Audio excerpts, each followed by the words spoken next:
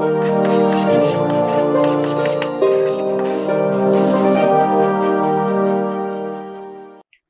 Friends, अब हम लोग बात करेंगे आधारिक संरचना की प्रासंगिकता की। प्रासंगिकता का मतलब होता है कि रेलेवेंस क्या है, क्यों इतना इंपॉर्टेंट है। कोई सीधे तौर पर हम लोग कभी कभी देखेंगे कि कुछ कुछ इस तरह का, जैसे जलापूर्ति है, या फिर जलापूर्ति मतलब अच्छे से पानी पहुंचा पाना, शुद्ध पेयजल की बात होती है। तो सीधे तौर पर आर्थिक विकास में कैसे योगदान दे रहा है डायरेक्टली नहीं दिखता, लेकिन इनडायरेक्टली बहुत ही ज्यादा इंपॉर्टेंट है। तो उस सेंस में हम एक थोड़ा व्यापक दृष्टिकोण से समझने की कोशिश करेंगे, बहुत ही जल्दी का कंप्लीट होगा ये। तो होता क्या है कि जो अभी आधुनिक अर्थव्यवस्था है, आधुनिक अर्थव्यवस्था में हम लोग के देश में प्राइमरी सेक्टर में मेनली कृषि आ जाता है और बाकी कृषि से संबंधित बहुत सारी गतिविधियां होती हैं। और द्वितीयक सेक्टर में हम लोग देखा था औद्योगिक जो क्षेत्र है वो आ जाता है। फिर तृतीयक में आता है क्या, सेवाएं आती हैं बहुत सारी। ठीक है, तो सेवाओं में इंफ्रास्ट्रक्चर का काफी इंपॉर्टेंट रोल रहता है, यानी कि जो बहुत तरह का इंफ्रास्ट्रक्चर से जुड़ी हुई सेवाएं मिल रही होती हैं वही टर्शरी सेक्टर को बनाती हैं काफी हद तक। जैसे यातायात है, भंडारण है, बीमा है, इंश्योरेंस जिसको हम लोग बोलते हैं, साथ में बैंकिंग है। तो बहुत सारी चीजें ये सर्विसेज में आती हैं, लेकिन इंफ्रास्ट्रक्चर वाला भी ये पार्ट है ना। एजुकेशन है वो भी सर्विस में आती है, हॉस्पिटल्स हैं, हेल्थ है वो भी सर्विस में आ जाती है। तो होता क्या है कि जो मॉडर्न इकोनॉमी है उसमें एक तो कृषि आ गया, दूसरा आपके उद्योग आ गए। ये दोनों ठीक से काम कर पाए इसके लिए इंफ्रास्ट्रक्चर की जरूरत होती है ना। अब जैसे समझ लो कि आप ये सोचोगे कि खेती में कैसे क्या क्या फर्क पड़ सकता है, तो मैं खेती का उदाहरण दे रहा हूं। उद्योग पे तो आपको आसानी से समझ में आ जाएगा, खुद से मैं बता दे दूंगा वो भी। अब इसके सुचारू संचालन के लिए क्या क्या होगा, जैसे मैंने बोला कि खेती में भी परिवहन है, ट्रांसपोर्टेशन है। किस चीज का ट्रांसपोर्ट करोगे भाई आप? अच्छे से जो भी खेती में पैदावार हुई है वो बहुत आसानी से मार्केट तक पहुंच जाए। एपीएमसीज होती है ना, एग्रीकल्चर प्रोड्यूस जो मंडी होती है, मार्केट कमिटीज बोलते हैं हम लोग उसको। तो एपीएमसीज तक सामान आसानी से पहुंच जाए बिना बर्बाद हुए, है ना। किसी की टमाटर की खेती है, टमाटर जल्दी खराब हो जाते हैं, भंडारण की सुविधा अगर अच्छी नहीं है और जल्दी से आपने नहीं पहुंचा पाया तो समस्या हो जाएगी। तो जो बनाया है उसको पहुंचाना, साथ में आपको उसके पहले क्या चाहिए था कि खेत ठीक से जुत पाए, उसमें जो बीजों की रिक्वायरमेंट है वो ठीक से आ पाए, फर्टिलाइजर्स की रिक्वायरमेंट है, जो आप खाद डालते हैं वो भी आप तक पहुंचे सही समय पर। तो ये सारी चीजें क्या होती हैं, ट्रांसपोर्टेशन के बिना संभव नहीं है। और इसीलिए आप परिवहन में भी देखोगे, खेती के क्षेत्र में भी, तो प्रधानमंत्री ग्रामीण सड़क योजना में बहुत बार बताता हूँ, ये काफी ज्यादा इंपॉर्टेंट रही है ग्रामीण भारत के विकास के लिए। और खेती, क्योंकि सबसे ज्यादा इंपॉर्टेंट इकोनॉमिक एक्टिविटी होती है भारत में ग्रामीण क्षेत्रों में, तो इस वजह से पीएमजीएसवाई बहुत इंपॉर्टेंट है। लेकिन सिर्फ उतना ही नहीं है। अब आपने गांव में सड़कें बना दी, लेकिन गांव से सामान कहां बिकेगा, जहां पर लोग हैं, और लोग बहुत ज्यादा कम क्षेत्रफल में कहां पर रहते हैं, शहरों में रहते हैं, बहुत ज्यादा भीड़ रहती है, पॉपुलेशन डेंसिटी, जनसंख्या तो बहुत ही ज्यादा होता है। तो इसलिए बाकी तरह की सड़कें भी आपको अच्छी चाहिए, तो national highway authority of India है वो बनाती है। पीडब्ल्यूडी होता है कई सारे राज्यों में, तो राज्य स्तर पर पीडब्ल्यूडी स्टेट हाईवे वगैरह भी बनाता है कई बार।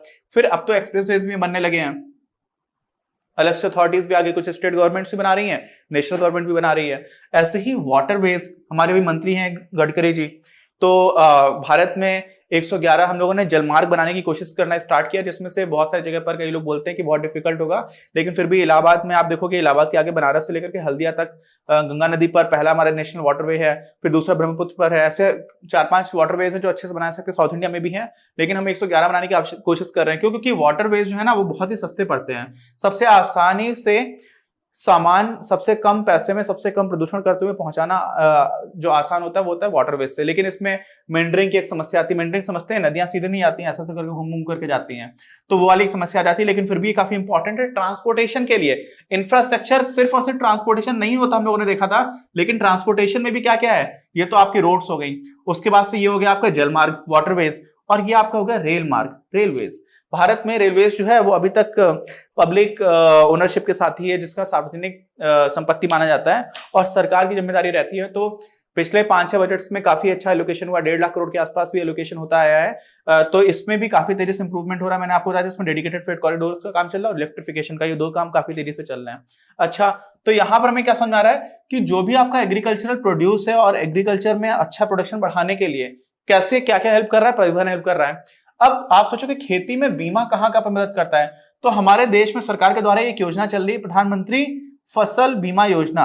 मोदी सरकार जब आई थी तब चला था, उससे पहले भी देखिए इस तरह की योजनाएं हमेशा चलती रहती, नाम बदलते रहते हैं और थोड़ा स्कोप भी बदलता है, थोड़ी पॉलिसी में भी चेंजेस आते हैं। लेकिन बीमा खेती में भी बहुत इंपॉर्टेंट है। बहुत देखो, बीमा होता क्या है, आप एक प्रीमियम भरते हो, आपका बाइक है, मोटरसाइकिल है, अब आपका अगर मान लीजिए बाइक का एक्सीडेंट होता है तो आपके पास अचानक से 15-20 हजार रुपए का खर्चा हो जाए, मान लीजिए काफी कुछ इंपॉर्टेंट चीजें खराब हो गई, अगर आपने बीमा करा रखा है तो आपको काफी पैसा मिल सकता है, लेकिन आप एक छोटा सा अमाउंट देते रहते हो कि इन केस नहीं भी खराब हो तो आपको उतना पैसा तो देना ही पड़ेगा, बट खराब हो गया तो आपको उतना ज्यादा नुकसान नहीं होगा। तो बीमा क्या करता है, बीमा जो है वो आपके अचानक बहुत बड़े नुकसान को बचा लेता है, इसलिए बीमा बहुत इंपॉर्टेंट है। और फसल बीमा इसलिए इंपॉर्टेंट है किसानों के लिए क्योंकि किसानों के पास क्या होता है, एक ही संपत्ति का काम जो जरिया है आमदनी का, खेती। अब खेती में अगर नुकसान हो गया तो फिर वही सूदखोर जो होते हैं गांव वगैरह में 3-4% पर मंथ पर ब्याज देते हैं, उन्हीं के चक्कर में फंस जाते हैं, फिर जीवन भर उन्हीं का पैसा चुकाते रहते हैं। तो बीमा योजना भी बहुत ज्यादा इंपॉर्टेंट है और सीधा सीधा हमें दिख रहा है, ये योजना का नाम मैंने इसलिए लिखा है कि आपको दिख जाएगा कि देखिए ग्रामीण क्षेत्र में या कृषि में भी, उद्योग में तो आपको दिखेगा कि बहुत सारी फैक्ट्रीज में बीमा कराती हैं, अलग अलग तरह का इंश्योरेंस लेती है, मशीन भी खरीदती है उसके ऊपर बीमा करा लेती हैं, लेकिन आपको ग्रामीण क्षेत्र में भी समझ में आना चाहिए कि किस तरह से बीमा इंपॉर्टेंट है। और बीमा जो है ना वो क्या हो रहा है, एक तरह का इंफ्रास्ट्रक्चर का पार्ट है, इंश्योरेंस है, पूरा बैंकिंग है। अब बैंकिंग में क्या होता है, किसान क्रेडिट कार्ड स्कीम है एक, ऐसे ही अलग अलग बैंक, जैसे एसबीआई आप लिख दो यहाँ पे तो एसबीआई एग्रीकल्चरल लोन्स आते हैं, आईसीआईसीआई बैंक एग्रीकल्चरल लोन्स आ जाएंगे, इलाहाबाद बैंक एग्रीकल्चरल लोन्स आ जाएंगे। तो बहुत सारे तरह के एग्रीकल्चरल लोन्स होते हैं, कृषि से संबंधित ऋण होते हैं। और हमारे देश में जो आरबीआई है वो कहती है कि आप जितना भी बैंक्स है ना, जो हमारी शेड्यूल्ड कॉमर्शियल बैंक्स हैं, जिसको हम लोग बोलते हैं एससीबीज, शेड्यूल्ड कॉमर्शियल बैंक, ज्यादातर जो बड़ी बैंक से आ जाती है इसमें, उसमें 40% आप प्राइमरी सेक्टर लेंडिंग रखोगे। प्राइमरी सेक्टर में क्या आता है कि जहां जहां पर ज्यादा आवश्यकता है, एजुकेशन लोन आ जाता है, खेती से संबंधित लोन आ जाता है। और इसमें भी जो 40% है उस अगर आप पूरा पूरा लोन देखोगे तो 18% तो सीधा सीधा खेती में जाता है, एग्रीकल्चर लोन्स के लिए दिया जाता था। तो ऐसा होता है कि क्यों करते हैं, क्योंकि बैंकिंग की भी आवश्यकता है, किसान को लोन चाहिए तो कहां से उसको मिलेगा, क्रेडिट के लिए, ठीक है। तो उसको सस्ता लोन मिल पाए, कम ब्याज पर मिल पाए, और जो गांव में एक इंडेटनेस बन जाती है लोन लेने पर, वो सारी चीजें ना हो। तो हम क्या देख रहे हैं यहाँ पर कि किस तरह से जो इंफ्रास्ट्रक्चर है ना, वो हमारी हर तरह की अर्थव्यवस्था, कृषि और उद्योग, अगर आप दोनों को देखोगे तो दोनों के लिए बहुत ज्यादा इंपॉर्टेंट है। अब जो बात आती है वो यही आती है इसी से संबंधित कि आर्थिक विकास में योगदान हो रहा है, हमें यहाँ पर दिख रहा है। इसी को जब हम थोड़ा स्पष्टता के साथ देखना चाहेंगे तो दो तरह से देख सकते हैं। पहली बात तो होती है कि जो फैक्टर्स ऑफ प्रोडक्शन है, क्या बोला मैंने, ध्यान से सुनिएगा, फैक्टर्स ऑफ प्रोडक्शन, उत्पादन हो रहा है, उत्पादन के कारक क्या क्या होते हैं मुख्य रूप से समझ लीजिए, लैंड जमीन, लेबर श्रम, कैपिटल पूंजी, ऑर्गेनाइजेशन संगठन, एंटरप्रेन्योर यानी कि जो उद्यमी है। तो ये 5 प्रमुख कारक माने जाते हैं। अब इन कारकों की उत्पादकता बढ़ जाए, मतलब क्या हुआ, यही लोग काम कर रहे हैं और ज्यादा उत्पादन होने लगे। तो आप सोचोगे ऐसा कैसे हो सकता है। आप समझ लीजिए कि कोई एक खेत है जहां पर बहुत सारे लोग खेती कर रहे थे, बहुत लोगों ने मेहनत करके खेती की, टमाटर की खेती की, अब टमाटर तो बन करके तैयार हो गए, अब उसकी उत्पादकता कम हो जाएगी। क्यों, अगर आपके पास परिवहन सुविधाएं अच्छी नहीं है, टमाटर खराब हो जाएंगे, बहुत सारे बड़े बड़े वहां से पहुंच ही नहीं पाए जहां तक पहुंचना था। भंडारण अच्छा नहीं है, आपके पास स्टोरेज अच्छा नहीं है, आपके पास कोल्ड स्टोर हाउसेस नहीं है, कोल्ड स्टोरेजेस नहीं है जहां पर आप इस तरह के जो एग्रीकल्चर प्रोड्यूस उसको रख पाओ। तो क्या हो जाएगा, उत्पादकता कम हो जाएगी। पता चल रहा था कि 500 कुंटल हुए थे टमाटर, जिसमें से 200 कुंटल तो खराब ही हो गए, तो उत्पादकता 300 कुंटल ही तो बची। लेकिन अगर आपके पास भंडारण अच्छा होता, अगर ट्रांसपोर्टेशन अच्छा होता, अगर बैंकिंग अच्छी होती, अगर आपको ट्रांसपोर्टेशन में भी आपको इंश्योरेंस अच्छा होता, अभी हमारे देश में बहुत सारे लोग एक्सपोर्ट करते हैं बड़ा सामान बना करके, तो उसमें ट्रांसपोर्टेशन के टाइम पर भी इंश्योरेंस होता है। मैं मेरी इंटर्नशिप थी एसआर पावर प्लांट में, एसआर एक कंपनी है, उसकी रिफाइनरी है, तो उन्हीं का एक कैप्टिव पावर प्लांट था वाडीनार का। तो उसमें मैंने देखा था एक कूलिंग सिस्टम होता है पावर प्लांट्स में, तो वो चाइना से इंपोर्ट किया गया था, जो खराब हो गया था। तो जब खराब हो जाता है, क्योंकि समुद्र में जहाज था, उसमें कुछ तूफान आ गया था, तो वो टकरा टकरा करके खराब हो गया था, लेकिन वो इंश्योरेंस करा रखा था, तो उस कंपनी को पैसे मिल गए थे। तो ट्रांसपोर्टेशन में भी इंश्योरेंस कराते हैं। तो अगर आपके पास अच्छा इंफ्रास्ट्रक्चर है तो क्या होता है, उत्पादकता बढ़ जाती है, नुकसान कम होता है, और सारे जितने भी फैक्टर्स ऑफ प्रोडक्शन, उत्पादन के कारक हैं, उन सबकी उत्पादकता बढ़ जाती है। क्यों, क्योंकि ओवरऑल जो प्रोड्यूस बना है वो सुरक्षित रहेगा, और साथ में जो बना है वो और भी ज्यादा अच्छी तरह से बन सकता है, वो वाली चीजें भी दिखाई पड़ती है। तो पहली चीज क्या निकल के आ जाती है कि उत्पादन कारकों की उत्पादकता बढ़ जाती है अगर आपका इंफ्रास्ट्रक्चर अच्छा है। अच्छा, दूसरी बात क्या आती है कि जनता के जीवन की जो गुणवत्ता होती है वो अच्छी हो जाती है। कैसे हो जाती है, मैंने अभी लास्ट वीडियो में एक उदाहरण दिया था, क्योंकि थोड़े दिन पहले मैं वहां पर गया था। उदयपुर के पास में एक जगह, छोटा सा गांव है, चांदनी है और कृष्णपुरा, इस तरह के नाम है, जो ट्राइबल एरियाज हैं, जनजातियां रहती हैं वहां पर, और वहां पे काफी अच्छी रोड बनी है, नई रोड बनी है। तो जब मैं जाता हूं तो वहां पर छोटे छोटे बच्चे हैं जो कुछ भी जंगल से या आसपास के खेतों से सामान लेकर के ऐसे रास्ते पे खड़े रहते हैं सामान बेचने के लिए। तो अब उन लोगों को, जो लोग वहां पर रह रहे हैं, उनके पास तो कोई मार्केट है नहीं, कोई बाजार नहीं जहां पर वो अपना सामान बेच पाए, लेकिन उस रोड की वजह से उस रोड पर निकलने वाले राहगीर उनका सामान खरीद लेते हैं, तो उन लोगों को एक मार्केट मिला, वो अपना सामान बेच पा रहे हैं और उनको पैसे मिल पा रहे हैं, तो उनके जीवन यापन में एक तरह से ज्यादा अच्छी बढ़ोतरी हुई। क्यों? क्योंकि उनके पास पैसे आने लगे थोड़ा सा। दूसरा क्या फायदा होता है, अब मान लीजिए वहीं पर कोई बीमार पड़ गया, तो वैसी स्थिति में भी काफी आसान तब होगा जब वहां पर अच्छी रोड होगी, जिससे कि आप अच्छे से उदयपुर या किसी दूसरे शहर तक जल्दी पहुंचा पाए। साथ में एक और तरह से अगर आप देखोगे तो होता क्या है, इसी में हम लोग यातायात, अब देखिए इंफ्रास्ट्रक्चर में तो बहुत सारी चीजें आती हैं। आप ऐसे देखोगे जो शहर है उनकी बात करें अगर, तो बहुत बड़े बड़े शहर अपने यहाँ कौन से हैं, जैसे दिल्ली है, दिल्ली एनसीआर। अब सिर्फ दिल्ली दिल्ली नहीं रहा, दिल्ली के आसपास बहुत सारे शहर मिलकर के बहुत बड़ा क्षेत्र हो गया, जिसको हम लोग क्या बोलते हैं, Delhi NCR, national capital region. क्या क्या आता है उसमें, नोएडा है, ग्रेटर नोएडा है, गाजियाबाद है, फरीदाबाद भी आ जाता है, आपको गुड़गांव भी आ जाता है, नजफगढ़ भी आ जाता है। तो बहुत बड़ा क्षेत्र हो गया है, जो अभी पूरी दुनिया में दूसरा सबसे बड़ा शहरी क्षेत्र है। सिर्फ दिल्ली नहीं है, क्योंकि दिल्ली के आसपास का क्षेत्र मिलकर के टोक्यो सबसे बड़ा रीजन है। अब टोक्यो से भी बड़ा हमारी उम्मीद है कि निकल जाएगा कुछ दिन में। तो जब इतना बड़ा क्षेत्र होता है तो वहां पर यातायात बहुत बड़ी समस्या हो जाती है। बहुत सारे लोग रोज ऑफिस से जाते हैं, रोज लौट करके आते हैं। तो अगर वहां पर यातायात का बहुत अच्छा सिस्टम नहीं है तो समस्या हो जाती है। जैसे दिल्ली जैसा शहर है, अगर दिल्ली मेट्रो नहीं हो तो समस्या हो जाएगी।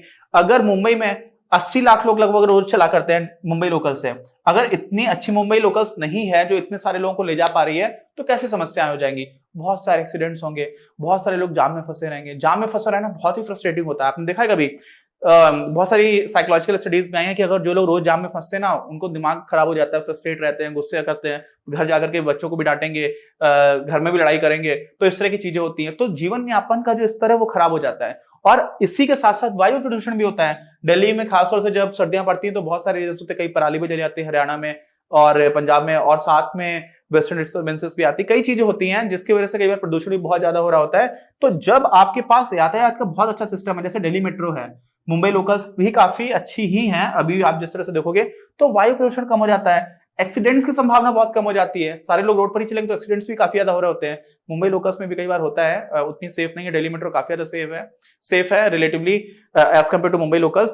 तो फिर भी रोड के कंपेरिजन में मुंबई लोकल्स भी काफी ज्यादा अच्छी है। तो होता क्या है कि इन सारी चीजों से भी जीवन यापन का जो स्तर है उसमें फायदा मिल रहा होता है। ऐसे ही एक और चीज समझिए, यातायात अगर बहुत अच्छा है तो आप क्या करते हो, एक जगह से दूसरी जगह तक बहुत कम खर्च में आप सामान भेज पाते हो। क्या कर पाते हो, बहुत कम खर्च में। तो मान लीजिए भारत में कोई चीज बन रही है 100 रुपए की, चीन में मान लीजिए वो चीज बन रही है वो भी 90 रुपए की, चीन अच्छा बना ले रहा है। लेकिन मान लीजिए भारत में इंफ्रास्ट्रक्चर बहुत ही अच्छा है, ट्रांसपोर्टेशन बहुत ही अच्छा है, तो आपने 10 रुपए किराया लगाया, आपने 110 रुपए का सामान बेच लिया। अब मान लीजिए चीन में क्या है, चीन में किराया ज्यादा लग रहा है, तो उन्होंने 90 रुपए का बनाया था, बट 30 रुपए वहां पर किराया लग गया पहुंचाने में, तो उनका 120 रुपए का सामान हो गया। अब भारत और चीन दुनिया के किसी दूसरे देश में जब सामान बेचना है तो भारत का सामान तो 110 रुपए का रह गया। क्यों? क्योंकि यहाँ पर ट्रांसपोर्टेशन बहुत ही अच्छा था, बहुत सस्ता था। और चीन में क्या हो गया, वो 120 रुपए का हो गया जो चीन का सामान है। तो दुनिया वाले किसका सामान खरीदेंगे, भारत का सामान खरीदेंगे। क्यों? क्योंकि भारत का सामान सस्ता मिल रहा है। वास्तव में सिचुएशन उल्टी है। चीन में जो ट्रांसपोर्टेशन कॉस्ट है, यातायात की में करने में जो लागत आती है वो बहुत कम है। भारत में क्या है, बहुत ज्यादा है। क्यों? क्योंकि हमारी आधारिक संरचना काफी पीछे है। हमारी किताब के स्टार्टिंग में कोड दे रखा है कि कुछ चीजें ऐसी होती है जो हम कल पर नहीं टाल सकते हैं, और जो कल हम ऐसा कल कर देंगे, हम ऐसा कल कर देंगे, ये बात एक बच्चे को नहीं बताई जा सकती है, और उस बच्चे का नाम है आज। आज अगर आपसे कोई कुछ पूछ रहा है, आज मतलब समझे टुडे, आज, तो आप ये नहीं बोल सकते हो आज को कि हम ये कल करते हैं, क्योंकि आज तो आज ही के लिए है। तो ऐसे ही बोला गया कि वही स्थिति आधारिक संरचना की भी, इंफ्रास्ट्रक्चर की भी है। तो इंफ्रास्ट्रक्चर हमें तुरंत ही चाहिए। और हमारे एक पूर्व वित्त मंत्री थे अरुण जेटली साहब, उनकी डेथ हो गई बीमारी के चलते। तो उन्होंने एक जगह पर ऐसा बोला था आज से 5-6 साल पहले कि भारत में 800 बिलियन डॉलर्स, 800 बिलियन डॉलर्स की जरूरत है इन्वेस्टमेंट की, चाइना का कंपेरेबल इंफ्रास्ट्रक्चर खड़ा करने की। तो हमें बहुत ज्यादा जरूरत है, उसको बहुत जल्दी करना चाहिए। क्यों? क्योंकि बहुत इमीडिएट नीड है, उससे बहुत सारी चीजों पर फर्क पड़ रहा होता है। हम लोगों ने जो फिजिकल इंफ्रास्ट्रक्चर, उसमें एक मल्टीप्लायर भी होता है कि अगर आप मान लीजिए इंफ्रास्ट्रक्चर में 10 रुपए लगा रहे हैं तो आपकी अर्थव्यवस्था 60 रुपए से बढ़ जाएगी। 6 का मल्टीप्लायर है लगभग। अलग से मैं कभी आपको बताऊंगा। तो समझ लीजिए कि इंफ्रास्ट्रक्चर में इन्वेस्ट करना काफी इंपॉर्टेंट है, लेकिन हमारे पास रिसोर्सेज भी कम है, तो वो सारे अलग इश्यूज हैं। लेकिन अभी आगे बढ़ते हैं। तो होता क्या है कि अंतरराष्ट्रीय बाजार में भी आपको फायदा मिलता है, और इस वजह से प्रतिस्पर्धात्मक स्थिति हो जाती है, आप कॉम्पिटिटिव लेवल पर पहुंच पाते हो। अगर आप ये सारी चीजें कर रहे हो तो क्या कर पाओगे, आपकी उत्पादकता बढ़ गई, फिर वो चीजें खराब भी नहीं हो रही, अच्छे से आपने स्टोर किया हुआ है, तो वो सारी चीजें की लागत कम हो जाती है और इस वजह से आप compete कर पाते हो, तो आपको ज्यादा पैसे मिलेंगे, देश में एक्सपोर्ट अच्छा होगा, निर्यात अच्छा होगा, तो सारे लोगों की आर्थिक स्थिति और जीवन यापन स्तर दोनों ही चीजें सुधरेंगी। तो इस प्रकार हम लोगों ने क्या देखा, काफी संक्षेप में, काफी इंटरेस्टिंग है, बहुत डिटेल में तो बात नहीं की, लेकिन इस वीडियो में हम लोगों ने बस ब्रीफ में जल्दी देखा कि आधारित संरचना की इंपॉर्टेंस क्या है, प्रासंगिकता क्या है, क्यों रेलिवेंट है। और इसी चैप्टर को आगे कंटिन्यू करते हैं अपने अगले वीडियो में। कोई डाउट हो तो प्लीज कमेंट बॉक्स में लिखकर बताइए। मिलते हैं हम लोग अपने अगले वीडियो में।